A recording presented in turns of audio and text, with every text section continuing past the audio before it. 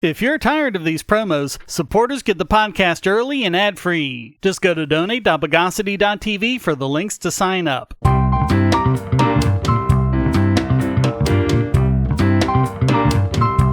Welcome to the Bogosity Podcast for the week of May 22, 2022, the podcast that plans to be spontaneous.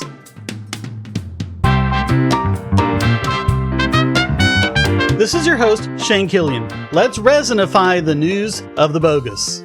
I've said many times before that in war, you generally don't have a good side and a bad side. You have two bad sides.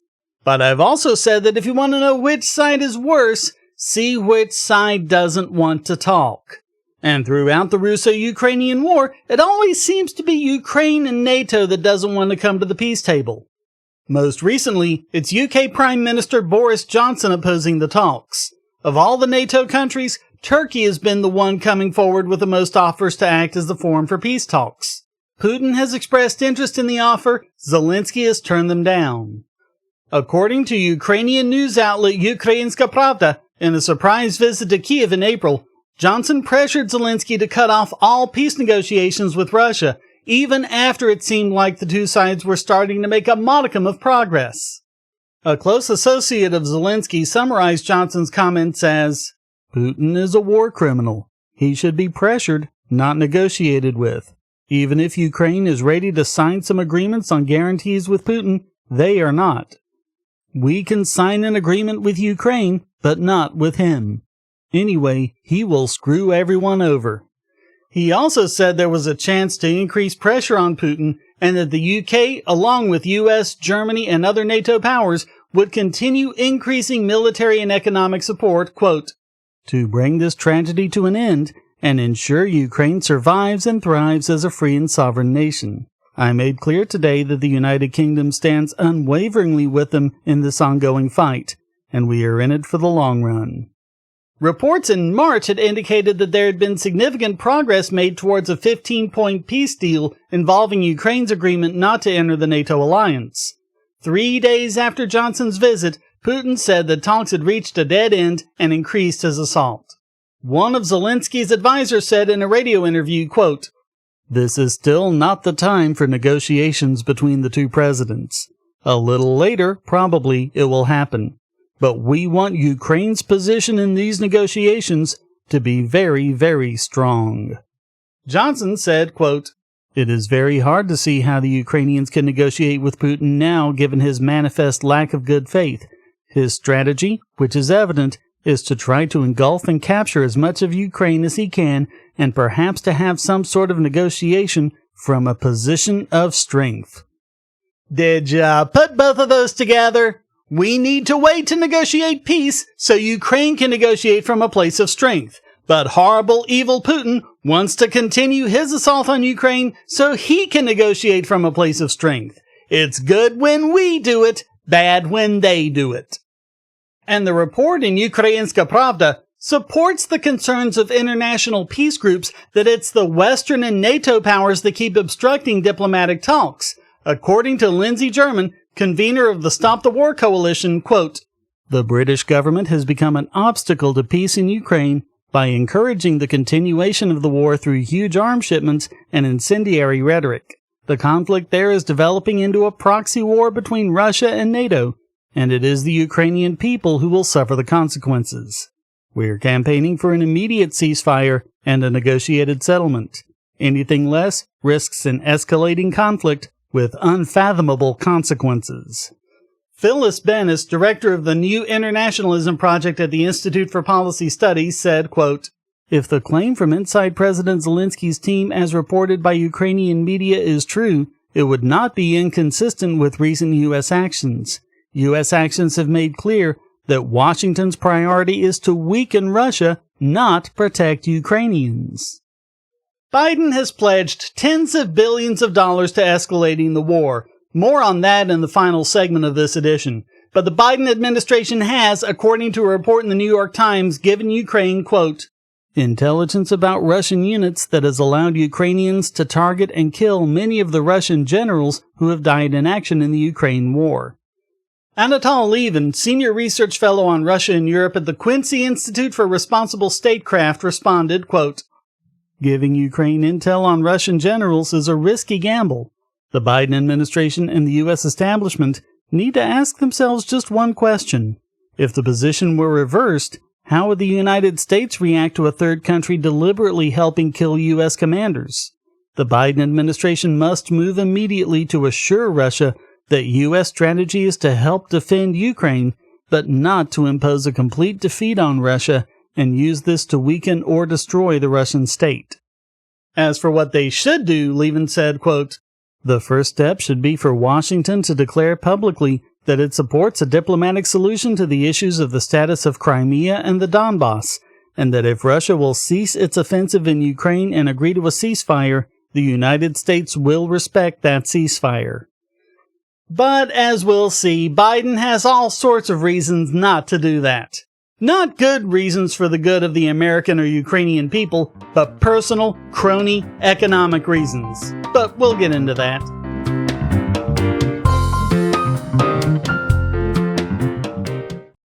If you're looking for a way to support this channel, but you don't have any spare cash and you can't stand ads, you can do so by generating your own cryptocurrency. Use the links at the bottom of the description to follow the link to Odyssey.com to listen to the podcast and see all of my YouTube videos as well. Just watching videos will produce cryptocurrency for the creator and yourself. And since Odyssey is always monetized and never censored, you'll have no problem seeing all the videos from your favorite creators. You can also use the library credits you create at Odyssey to tip creators and even purchase paid content.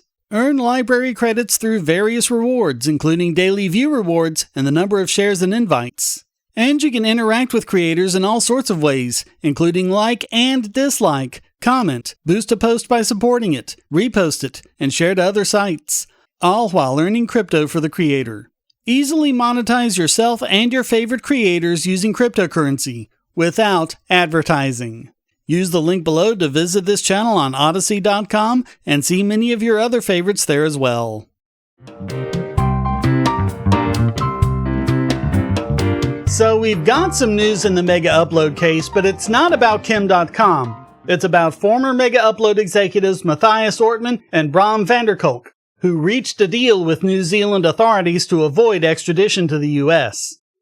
As part of the deal, each face up to 10 years in prison for being a part of, get this, organized crime.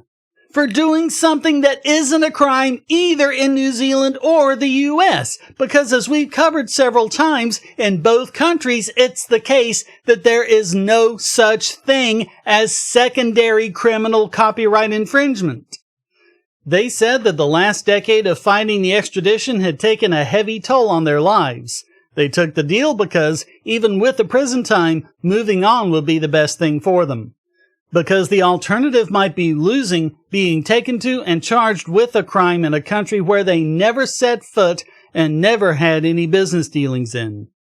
They had been scheduled to appear at the Auckland District Court, but the case then got transferred to the High Court and delayed until June. Journalist David Fisher reported as to what they have agreed to face up to as preferable to what they had been threatened with.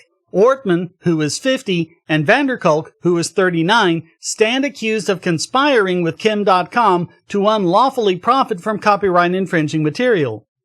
.com is currently not being charged in New Zealand. The time period of the offense is basically the uptime for Megaupload, from 2005 to 2012, even though there were no technological differences between Megaupload and Dropbox. The two were arrested in 2012 and have been fighting these charges since then. 10 years for a copyright case. Although they're each charged with 4 offenses that are punishable by a maximum of 10 years, they're not going to be facing 40 years, since the Sentencing Act says that sentences for multiple similar offenses are to be served concurrently. Not only that, but the charges are under Section 98A of the Crimes Act 1961, Participation in Organized Criminal Group, which has a very low conviction rate, just 21% according to a 2015 study from the University of Wellington. .com commented, "Shame on the New Zealand government for being a willing collaborator in this corrupt case, despite knowing how corrupt it is. Look what you've done to my co-defendants and my family. How dare you lure them into a guilty plea with all the knowledge you have about the filth of this case? You still refuse to disclose documents I am legally entitled to, despite rulings of your highest courts about your unlawful noncompliance with New Zealand law. How dare you call yourself a nation of laws when you so blatantly break your own laws to protect a rotten U.S. injustice? New Zealand is a beautiful country with the nicest people, but it's not an independent country when it comes to the demands of the U.S. empire. The New Zealand government is a dependent little suckerfish, an accomplice in U.S. bullying and unlawfulness, playing with the lives of innocent people.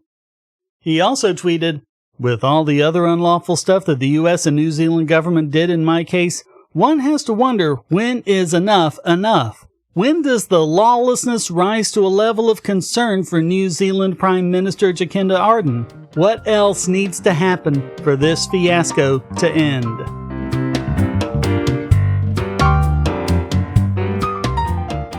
If you're on the Wi-Fi in a coffee shop or hotel, anyone on that network can get your traffic. Do you really trust all of those strangers? For that matter, do you really trust your ISP? A VPN can protect you from prying eyes, disguise your location, and even foil government censors. It's essential in this day and age, so go to vpn.bogosity.tv and you'll be taken to BoxPN. Starting at just $2.99 a month, you can get unlimited high-speed connections to VPN servers all over the world, and they don't log connections, so your privacy is assured. Traveling abroad, just VPN home, and don't worry about what those other governments are doing. Back at home, stop your ISP from traffic shaping and messing with the quality internet access you're paying good money for. You can connect from multiple machines at once, including your smartphone or tablet, and it supports all the secure standards, including OpenVPN and SSTP. Bypass censors and surveillance with your own secure VPN connection. Go to vpn.bogosity.tv.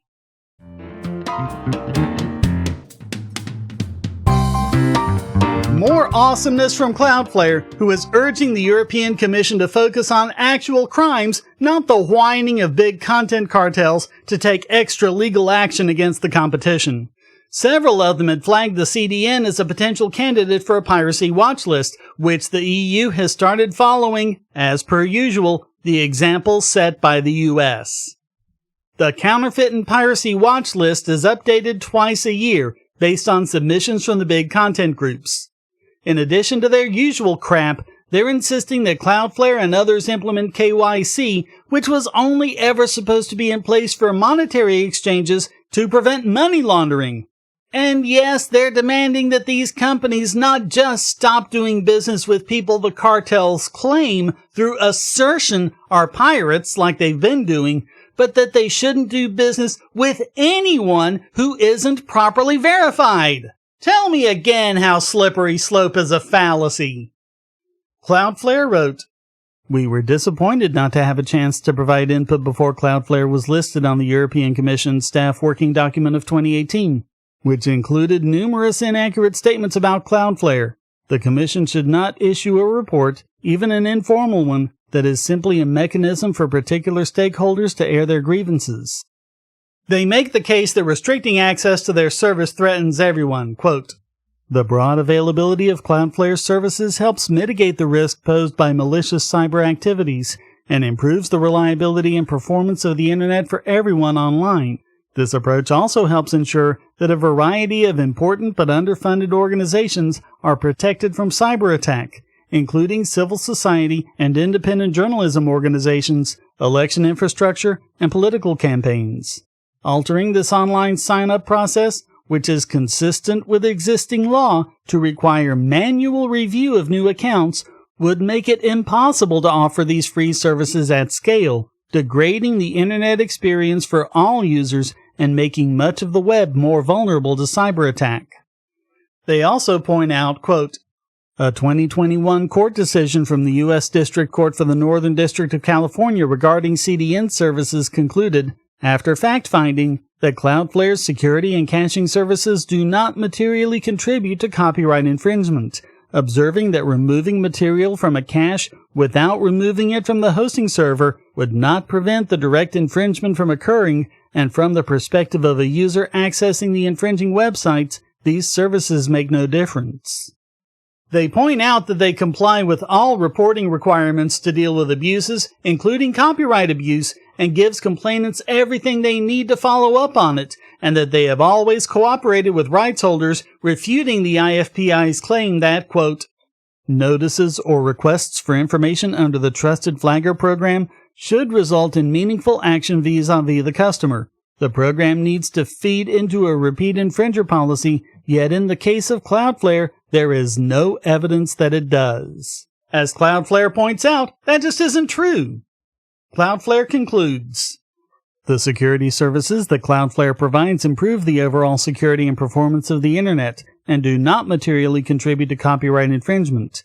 We believe it is time for rights holders to shift their comments away from policy advocacy to focus instead on the physical and online markets and websites that are the intended subject of the Watchlist report.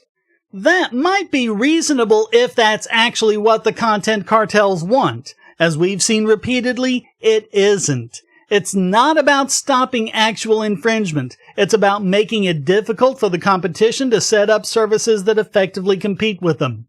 Cloudflare enables exactly that, allowing the little guy access to content delivery that before were only available to the likes of Google and Amazon. Make no mistake, that's what this has always been about. Every single thing the cartels do proves that again and again.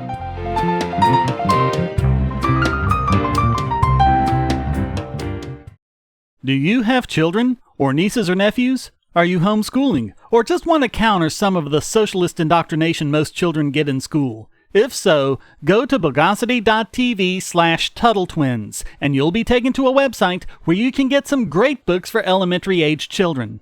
The Tuttle Twins books are books about liberty and free market economics that include children's versions of Bastiat's The Law, Leonard Read's I, Pencil, and Hayek's The Road to Serfdom, as well as books about the Federal Reserve and how regulations protect business cronies. They'll learn about the harm caused by eminent domain, or regulations passed in the name of safety, and fundamental concepts of liberty. And as you can see from the sample pages on the website, they're all easy to read and nicely illustrated. They're just $9.99 a piece, or get a special discount as well as free bonuses when you purchase all 5. You can even buy in bulk to donate to schools and local libraries. So get the Tuttle Twins books at Bogosity.tv/TuttleTwins.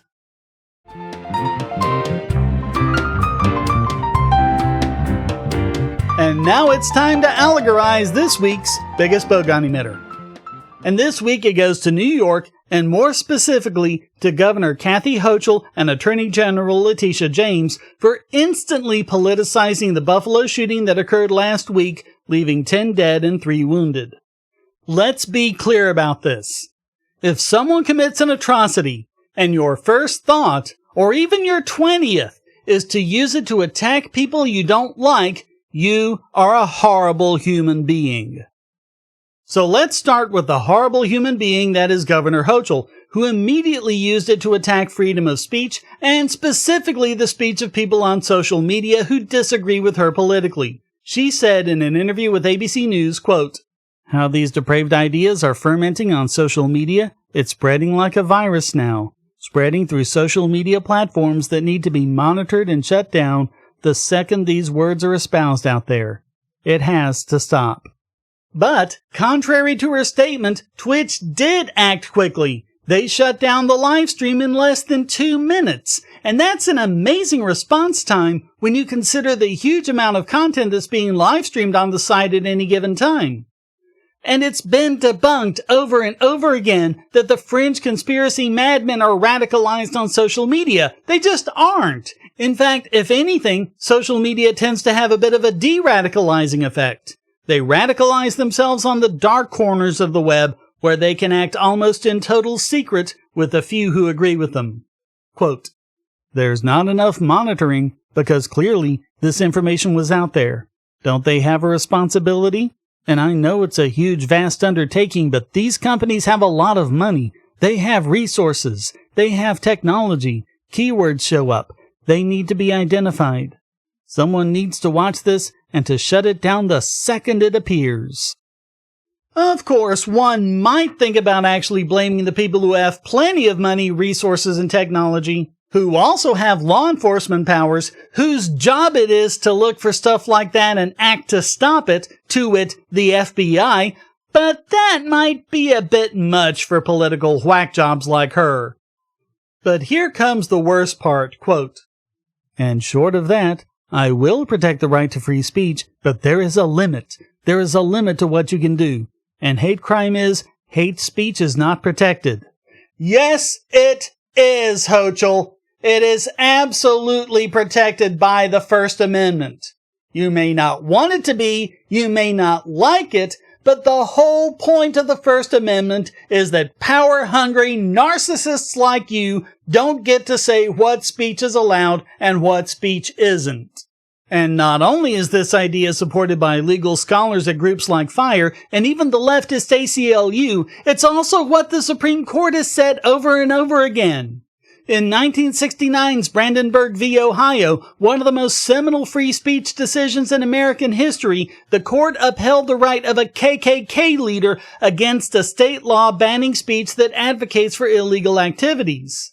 They did the same thing in RAV v. City of St. Paul, upholding the right to display a symbol that, quote, "arouses anger, alarm, or resentment in others on the basis of race, color, creed, religion, or gender."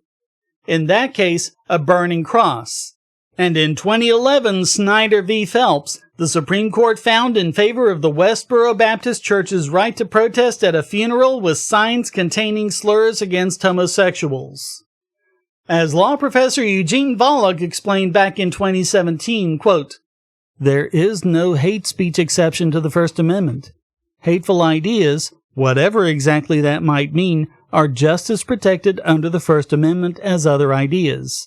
One is as free to condemn, for instance, Islam or Muslims or Jews or blacks or whites or illegal immigrants or native-born citizens as one is to condemn capitalism or socialism or Democrats or Republicans."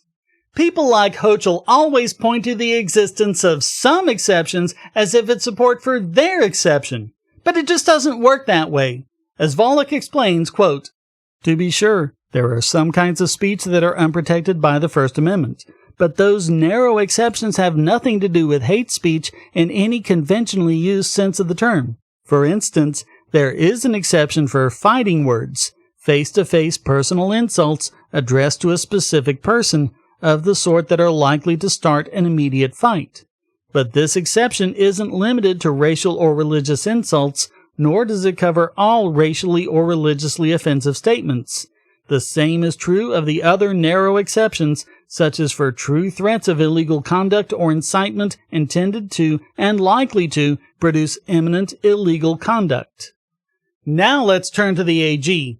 She's officially opened investigations into Twitch, 4chan, 8chan, and Discord, claiming that these platforms were used by the murderer, therefore...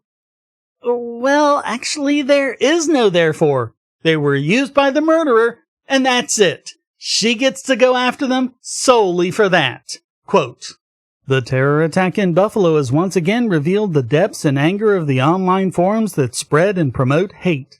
The fact that an individual can post detailed plans to commit such an act of hate without consequence, and then stream it for the world to see, is bone-chilling and unfathomable." Of course, we just cover the problems with that. They did do what they could, which is take down the stream in an incredibly short amount of time. James bleated, "As we continue to mourn and honor the lives that were stolen, we are taking serious action to investigate these companies for their roles in this attack. Time and time again, we have seen the real-world devastation that is born of these dangerous and hateful platforms, and we are doing everything in our power to shine a spotlight on this alarming behavior and take action to ensure it never happens again." But again, the First Amendment just doesn't allow her to do this. Forget about Section 230, we don't even get to that. You cannot go after a person or a platform or anything for mere speech. The AG posted a referral from the governor instructing her to do this, and justifying this, the governor said, quote, "New York State Executive Law Section 63(8) authorizes the governor to direct the Attorney General to investigate matters concerning public peace, public safety, and public justice. But you know what trumps that law? The Constitution, including the First Amendment. The Constitution she swore an oath to uphold. And what if they get their way and shut down, or at least severely curtail social media? Won't that mean that there won't be the very warning signs that law enforcement should have been looking for to begin with, just like with Sesta Fosta? And let's not forget, there are people whose job it is to act when that information is out there. New York State, not just the FBI, has law enforcement powers to investigate the threats he made online. The weapon he had, which included a high-capacity magazine that is illegal in New York, ostensibly to prevent this very thing from happening, and above all, the reports that someone in the grocery store called 911 and the dispatcher hung up on them. This is a failure of the state. This is a failure of gun control, not only for not stopping him from having the high-capacity magazine, which we were assured was needed to stop exactly this from happening, but also for stopping the people from having the only effective means there is of stopping such an attack in its tracks.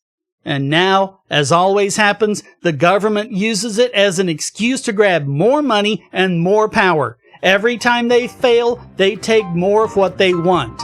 The very things that failed to begin with. So all of that makes the state of New York this week's biggest Bogon emitter.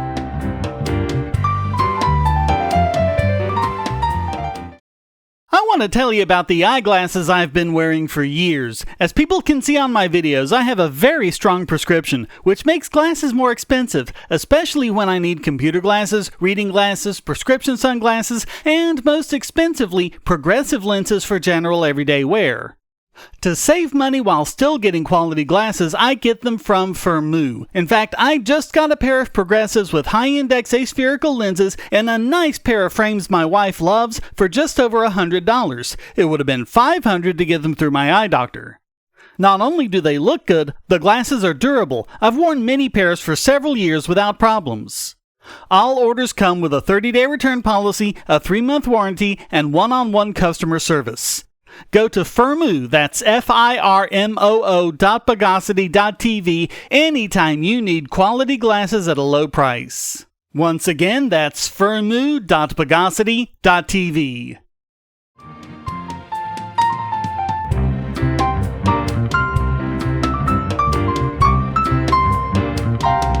And now let's dichotomize this week's Idiot Extraordinaire. And it's Bernie Sanders once again, and although he doesn't get it alone, I'm singling him out because he's completely going against everything he claimed to stand for, even as recently as a couple months ago. But really, it's primarily about Biden, who wanted $33 billion to fight the Ukrainian war and then raised it to $40 billion. And just in case you think it's because he cares so much about the Ukrainian people, keep listening. It's not what CNBC said it was, which was, quote, military and economic support to Ukraine. It's not military aid for Ukraine, weapons for Ukraine, or anything else. It's actually for Ukraine. It's for the U.S. military to purchase weapons from Biden's cronies in Raytheon and Lockheed Martin, just 11 weeks into the war. By comparison, the amount spent to fight the war in Afghanistan per year was $46 billion. If you include the previous $14 billion already spent, that makes the money to fight the war in Ukraine for 11 weeks more than the amount to fight Afghanistan for a year. Does anyone really think these yahoos want peace anytime soon? That's $54 billion so far, when Russia's entire annual budget for their whole military is $66 billion. Keep that in mind next time you hear some warhawk claim that Russia is an existential threat to the U.S. The Democrats fell all over themselves to support their military-industrial complex cronies. Nancy Pelosi said, quote, time is of the essence, and we cannot afford to wait. This package, which builds on the robust support already secured by Congress, will be pivotal in helping Ukraine defend not only its nation, but democracy for the world. To their credit, both Obama and Trump had more sensible approaches to this. Obama repeatedly resisted bipartisan demands to send arms to Ukraine, reasoning that Ukraine will always be of vital interest to Russia, but not to the U.S. Trump, despite years of media lies that he was in Putin's back pocket, controlled Putin through threats and blackmail, even going so far as to send lethal arms to Ukraine, but being careful not to directly provoke Putin into attacking. And then Biden got elected. When the Afghan war finally ended, the big weapons makers like Lockheed and Raytheon lost a huge market. Now, conveniently, they found another one with Ukraine. And all of these weapons are going to the Pentagon, not to Ukrainian forces. Some of them might end up being directed that way, but that's not what's happening right now. The $40 billion package passed 368 to 57. All 57 nays were from Republicans, and the only voices in the news media at all skeptical of U.S. involvement in Ukraine come from Tucker Carlson and Laura Ingraham. So let's get to Bernie. Back in February, he expressed skepticism of the war hawks in a Guardian op-ed, saying that interference in Ukraine could be, quote, the worst European war in 75 years. He warned, as experts have for decades, about the dangers of involving Ukraine with NATO. He heavily criticized both military involvement and sanctions and called for a diplomatic solution. And Bernie voted yay. But if you've been paying attention, Bernie for the last several years has shown that he's willing to say one thing, but in action become just another tool for the Democratic establishment. At least Biden never pretended to be anything different. When he is aware of his surroundings, he knows what he's doing. Whether it's the Ukrainian apparatchik or the military-industrial complex, he knows what side his bread is buttered on. So do Pelosi and the rest. Bernie? To have come out with that stance just 4 months ago, to now support some of the biggest war spending ever? The mind boggles. So all of that makes Bernie Sanders this week's Idiot Extraordinaire.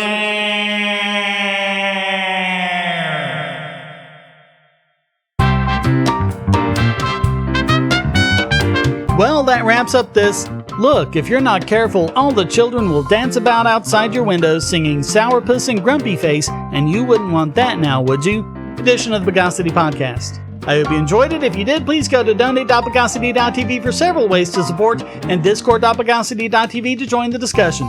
Subscribe at Patreon or Subscribestar, and you can listen early and ad-free. Thank you for listening. Until next time, here's a quote from Alexis de Tocqueville. No protracted war can fail to endanger the freedom of a democratic country. The Bogosity Podcast is licensed under Creative Commons Attribution Non-Commercial No Derivatives 4.0 International License.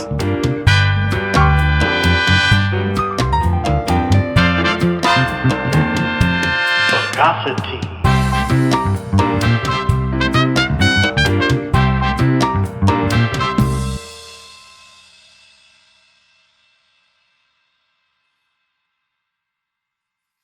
We live in a world where light bulbs connect to the internet, and recent attacks on them prove that your online security is under threat like never before. Not only your websites, but the internet-enabled devices you buy. And the biggest problem is weak passwords. That's why you need LastPass. LastPass allows you to randomly generate strong, unique passwords on the web and on your internet-enabled devices, all protected by one master password. LastPass sets up in minutes and gives you secure automatic logins throughout the web, synchronizing across all your browsers, all your computers, and even your mobile devices, at home, at work, or on the road. It even securely stores sensitive form data, including credit card numbers, backup sensitive documents, software licenses, Wi-Fi logins, and more. And with LastPass Premium, you can get these benefits on other applications, manage passwords for your entire family, and also get priority customer support. Sign up at password.bogosity.tv for a free month of LastPass Premium. Log in securely everywhere using the last password you'll ever have to remember. Go to password.bogosity.tv and get LastPass now.